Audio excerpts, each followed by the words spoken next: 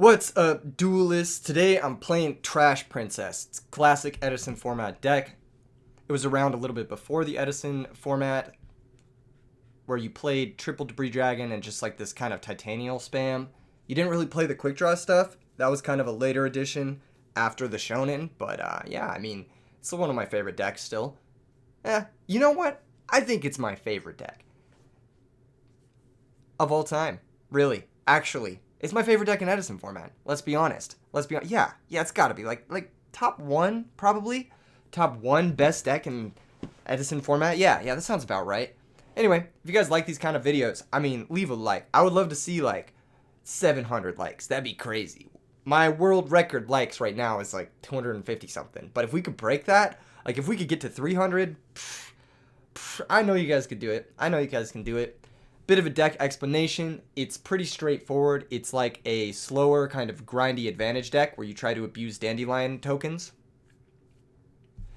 You have access to Lila via charge. You have Thunder King because why the fuck not? You have these Caiuses because best card in the format. You have Phoenix Wing Wind Blast because best trap in the format. You have Triple Avarice because draw 2 cards. I mean, the main deck's pretty straightforward. All right, it's pretty straightforward. It all comes down to how you play it, really. It all comes down to that. The sideboard is where things get interesting. So you can sort of side out the Caiuses and the Sangin and a few of the other cards and side into this light, beat-down, titanial debris deck, where you bring in the 2 Cyber Dragons, the 2 Thunder Kings, and the 2 Honest. Alongside this, in the matchups where they matter, you can bring in the Shadow Imprisoning Mirrors. I think these are pretty good in the meta right now. Caius the Shadow Monarch is the #1 most played card. Vayu is a very popular deck. This card is pretty solid against both Absolute Zero and Vayu. And it also doesn't shut off your DD Crows or like your Battle Fader or whatever. Obviously not your Gores, but it would have to not be in play for the Gores to get some. You get what I'm saying. You also get a side Skill Drain, which is a pretty cool card to just sort of flood out decks that are trying to beat you via broken effects, like Gladiator Beasts. Got a couple copies of Dust Tornado and an additional Book of Moon for, just general modulation in the sideboarding. Sometimes I like to have a few generic cards that can just come in and out to assess my numbers, maybe assess a weakness or patch some holes here and there. And I think this is one of those decks where the more generic sideboard cards, being able to tune your strategy based off of your opponent's strategy a little bit more. Stuff like having an extra Book of Moon in the sideboard. It's good in this deck, I think. Got one Treeborn Frog for the memes. Got to have the full Debris Dragon extra deck with the Trident Dragon, of course. You can make this with Iron Chain and Debris. And then you got to have the extra ones in case you end up brain controlling a non-debris tuner. Anyway, the deck's pretty straightforward. I got a couple of replays. I actually recorded both of these live and forgot to record it with sound, so we're doing replays. We're doing replays today. Let's go ahead and hop into those. First replay is against Shine. Ah, shit. A little bit of spoilers. Because it was playing for some reason. God damn it. Okay, first replay is against Shine. I win the rock, paper, scissors, thankfully. And I get to go first, which is great. And my opening hand is actually really good. I have charge. I draw Titanial, but like, a lot of people complain about drawing Titanial. This card is broken as fuck. This card is like better than Light and Darkness Dragon. I will double tribute for this card and be happy about it. I'm happy to just have this card in my deck. I don't know. Anyway, yeah, start off with charge. Charge mills the Caius, mills the Brain, whatever. I find Lila. So here I like to go for Lila because I just want to find a Dandelion. My plan here is if I set a Raikou, like if I charge for Raikou and I set a Raikou and they attack over it with like a Sangin or a Dandelion of their own, I'm down so bad. Here, if I summon Lila and I don't mill a Dandelion, then that's fine. But Lila, it's like if they can't get over it, it prevents them from setting more back rows. It prevents them from doing stuff. It'll keep milling proactively. It's kind of just one of those things where it's like, I want to start off being proactive. I really like turn 1 summon Lila on the play. I think it's a really strong move. I also don't set my Torrential. And the reason I don't set my Torrential is because I don't want to have to Torrential away my Lila, A. B, if they break my Lila with something like a Shura or a Fire Dog, I want to be able to drop Gores. So that's my plan there. That's my plan. End phase, I end up milling the Dandelion, which is very lucky. I mean, to be fair, we did mill 6 cards and we thinned the Lila out of the deck as well. So we thinned 7 cards. So hitting a Dandelion is not like completely unrealistic in the top 13 cards of our deck, but it's pretty lucky. I gotta say it's pretty lucky. Opponent draws Rekindling. I don't know they're actually playing this until like way later. You guys will see. Anyway, Zombie Master gets summoned, attacks over Lila. I take 100. Totally fine. Kind of what I expected to happen. I'm just happy we milled a Dandelion. Here I pick up Debris Dragon. I'm like, that's great. I'm going to Heavy Storm and make a Stardust. And that's what I do. Get rid of the D Prison, summon Debris Dragon, make the Stardust, get 2 more tokens. Next turn, I am going to be able to... what is the word? Tribute summon a Titanial. Here I am going to Pot of Avarice as well, which is super important. Oh, that's another reason I searched for Lilas, because we have Pot of Avarice, and I wanted to just get monsters in the graveyard ASAP. I didn't want to end up losing our Raikou to like a Caius or something if they had like Evil Guy Caius or Cyber Dragon Caius or whatnot. And yeah, where was I going with this? Oh yeah, Pot of Avarice. So I do Pot of Avarice here. I Pot of Avarice after making the Stardust because I want to leave the Dandelion in grave. So yeah, that's that. And I want to just find another trap card to protect our Stardust Dragon. That's pretty much the goal of Pot of Avaricing here. And we do. We find Bottomless Trap Hole, which is perfect. It won't protect it from something like a Bryonic, but just about everything else it'll protect it from, so I'm pretty cool about that. Lila gets summoned here. That's totally fine by me. They set Torrential. End phase, they're going to mill 3. They mill Zombie World. So here I see Zombie World, and I see Lila. So I'm thinking, like, okay, they're on, like, a zombie deck. Like, just zombie plus, you know, Paladin of Cursed Dragon and Honest and that kind of thing. So Honest is now on my radar. And I've already seen D Prison, so D Prison is also on my radar. Pardon me. Okay, Titanial gets summoned. And here I attack with the Stardust. My reasoning behind this is the Stardust is pretty fragile to things like Caius and Bryonic and Brain Control and whatnot, whereas the Titanial is much more resilient to that type of thing. And so I'd rather lose the Stardust than lose the Titanial if they do have Honest. So I attack with the Stardust first. That's my thought process there. And then Titanial Direct. Unfortunately for the opponent, they don't really have anything, and here we are going to Cold Wave Caius for lethal. That's pretty much that. Nice. Okay, cool. Cool. We're doing this video with no cuts. There's going to be no editing. How did I sideboard? So I sided into the Lightbeat package. I basically sided in 2 Thunder Kings, 3 DD Crow, and 2 Shadow Imprisoning Mirrors. I sided out a couple of the Caiuses. I sided out Sangan. I sided out, I think, 2 Pot of Avarice. I sided out, like, more of the, like, shitty stuff. One of the cards that's, like, maybe unconventional to side out, but I did end up siding out, was Torrential Tribute. I sided out Torrential Tribute because in my game plan, I want to stick a Thunder King. Torrential Tribute doesn't really help with that. And Torrential Tribute's also pretty bad against the deck that's like chock full of like Mizukis and Goblin Zombies and whatnot. So, see the opponent's hand, they've got Aaron, they've got Creature Swap, that's pretty good for them. But our hand is the nuts. This is a really good going second hand. We have Typhoon, Dust Shoot, we have DD Crow for interaction, we have Card Trooper, Thunder King. It's just a really good hand. And it's going to match up super good against their hand. They Terraform me for Zombie World. They set Goblin Zombie, and they set Heavy Storm, and they pass. Here, we're going to just Typhoon, summon Thunder King, and attack. And they get, you know, they get pretty punished. They get pretty punished. Thunder King's really good in these types of situations. Against these types of, like, dark synchro decks, it's really, really strong. We're able to set Dust Shoot and the Wind Blast that we drew for turn. Just a great hand. Just a great hand. Can't complain about it at all. We Dust Shoot the opponent, and we do see that they can Typhoon our Wind Blast and Creature Swap us the Aaron. But then we'll be able to crash the Card Trooper with the Thunder King, and they'll be left with just Zombie World. So I wanted to take Zombie Master out of their hand, because Zombie Master will allow them to go summon Zombie Master, and then, like, I don't know, get a Zombie Master in their graveyard, and maybe for Zombie World later on, they can do something kind of nasty to us, like bring back our own Thunder King. So I didn't really like that. So I preferred leaving them with the Aaron here, even though it does leave them with the option to, like, go into a Chaos Sorcerer, which I'm assuming they're playing at this point in the game. I don't know. But yeah, I'm like, all right. They're going to Typhoon the Wind Blast. They're going to Creature Swap us the Aaron. Then, yeah, they're going to attack over the Aaron. Totally fine. We take a bit of damage here, but nothing too serious. We draw Raikou. Now, here, there is some, like, argument to setting Raikou, but I'm like, I'd rather the Raikou hit their Zombie World, because there are cards in our deck that Zombie World actually hurts. I think I left in 1 Caius, and I obviously have the 2 Lone Fires as well as the Titanial. So I want to save the Raikou for the Zombie World. I elect to trade the Card Trooper for the Thunder King. Even though this kind of opens us up to like a top deck Spirit Reaper or something, I think this is the better play. It also gives us a +1 as opposed to just 1 for 1-ing. And then we do pick up the Lone Fire Blossom. So it's a good thing I saved the Raikou here. I think that was pretty important. The opponent doesn't activate Zombie World, and I think this is a pretty big mistake because they know we're playing Lone Fire Blossom. They know we're playing like Titanial and stuff. So if they had activated Zombie World here, it would have bought them at least another turn, if not more.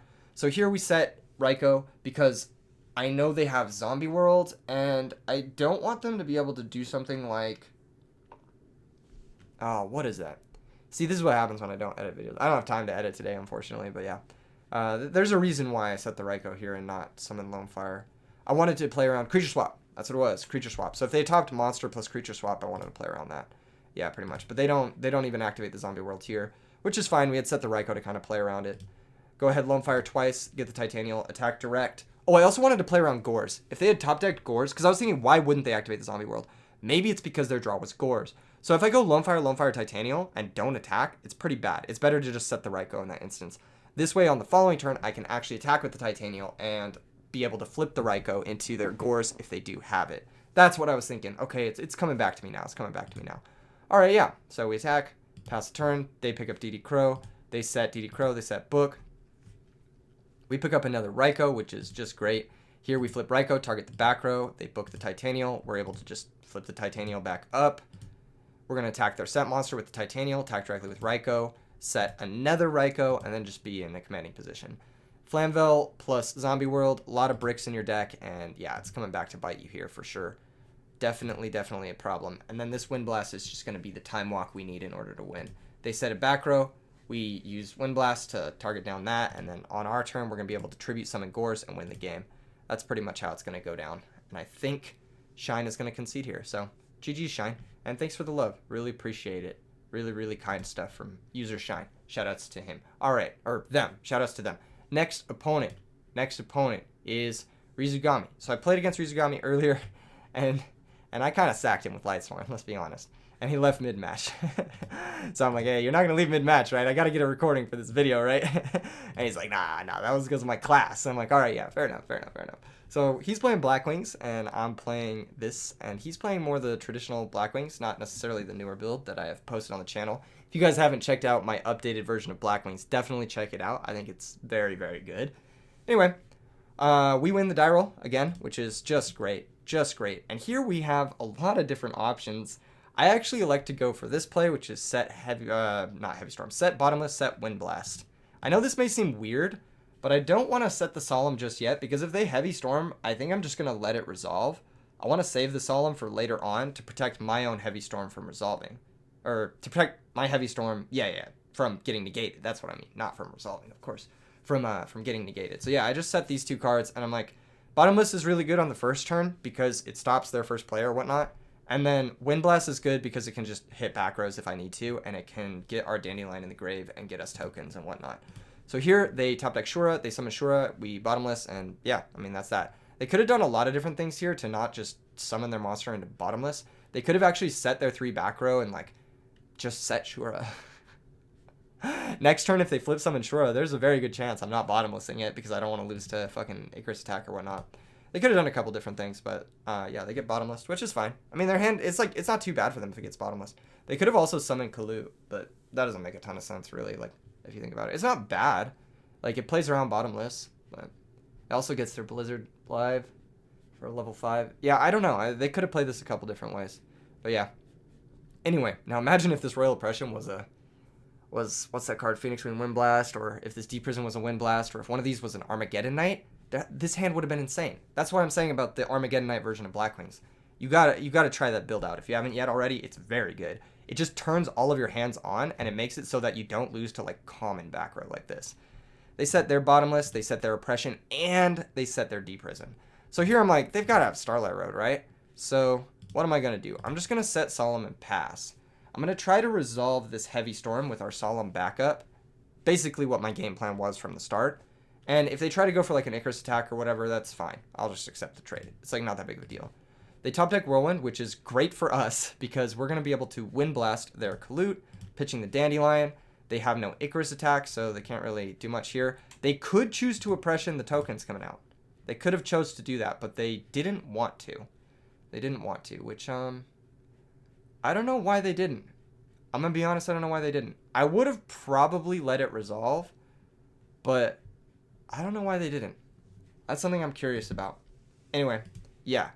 We pick up Debris Dragon. Perfect top deck. Perfect top deck. We're going to be able to Heavy Storm. They have no stops. We lose a Solemn, and then we're going to be able to make a Stardust and have 3 tokens now, which is really good. We just have a lot of bodies. we'll have the Typhoon. On their turn, they're going to be forced to Blizzy plus attack with the Kalut over the Stardust Dragon. And we're kind of at parity, but we have a lot of time. And we, of course, pick up Lone Fire Blossom, which is just just the nuts. Sack, grab Titanial, and then he admits defeat. And yeah, there's really not much in the Blackwing deck that can come back from that position besides another top deck Blizzy. Of course, if you top deck Blizzy, you can make a Catastor there, provided my other back row is dead, which it kind of was. So, I don't know. Wasn't the worst. They were down a lot of cards, though, and I understand the concession. There's not really much that comes back besides Blizzy. I would have maybe waited to see the next top deck, but yeah. This game, our hand is great. I ended up siding into the Lightbeat package, which is the Thunder Kings, the Cyber Dragons, and the Honest, and I also sided in the Shadow Imprisoning Mirrors. Sided out a couple Caiuses, I sided out a Sangan, and I think I sided out a Pot of Avarice or something. I don't really remember. Their hand is really interesting. It's got Pulling the Rug and Dark Bribe, which is kind of wild. Kind of wild, for sure. The Allure of Darkness. They're going to pick up Blizzy. They're going to banish the Blizzy. They pick up a second Pulling the Rug. Wow. Multiple Pulling the Rugs for my Debris Dragon deck. So here's one of my issues with Pulling the Rug, right? It's pretty narrow. It's pretty narrow.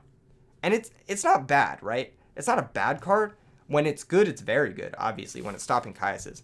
Unfortunately for our opponent, we've sided out our Caiuses. I mean, we still drew one, but, like, we've sided him out. And, like, since you're playing this Oppression version of the deck, you're already equipped to deal with Debris Dragon, right? Because you have the Oppressions. So, I don't know.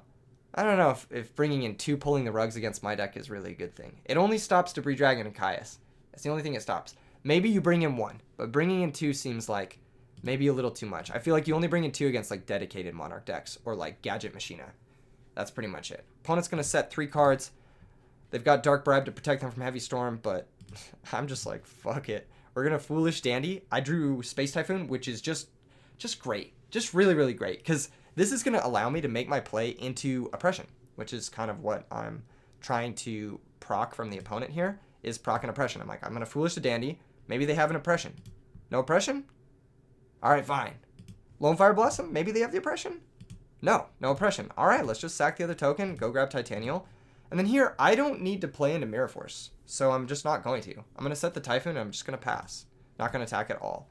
Opponent's going to summon Kalut, going to run over our Lone Fire Blossom. They picked up another Deep Prison, and their hand is just like, it's just 6 bricks against Titanial, which is, I don't know. This is why Titanial's so good. This is kind of why I was talking about it earlier. This card is like, it is sneaky good. It is sneaky good, because it can lock up hands like this and just make them look really, really bad. Okay, opponent attacks over the Lone Fire. And I'm like, all right, that's fine. That's totally chill. That's totally chill. They set a back row.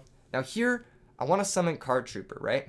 I want to summon Card Trooper and kind of make them, you know, like play a little bit around Icarus attack, play a little bit around a few different things, Mirror Force, whatnot, Torrential. So I'm going to summon the Card Trooper. I'm going to mill 3. I milled 2 Debris Dragons, which sucks, because I think I did side out 1 or 2 Avarice this game, which means we're going to be a little bit light on Debris Dragon, but they don't have Oppression, so I'm thinking, like, it would be nice to have a Debris Dragon here, but whatever. Sometimes you mill the cards you want to draw. That's just the way it goes. What happens here? So the opponent doesn't do anything here, and I'm like, if I sack Lone Fire, and they have Icarus, they can chain it. They can chain it, right? But what are they going to chain it on? Are they going to target Titanial plus my Typhoon? Are they going to target Titanial plus Card Trooper? Either way, I can still tribute Titanial to negate it, get the 2-for-1, clear the Kalut.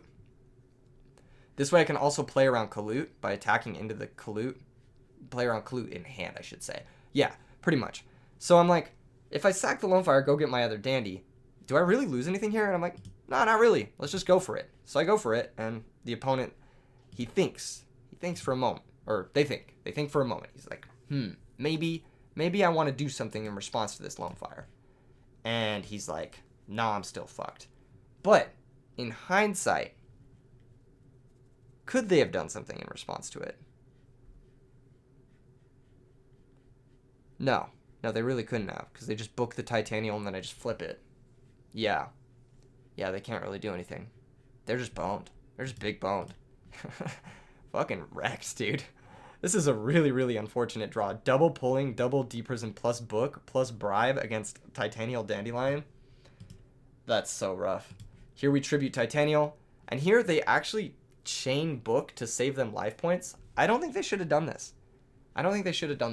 Because if they draw Blizzy, they actually want the Titanial to be face up, if that makes sense.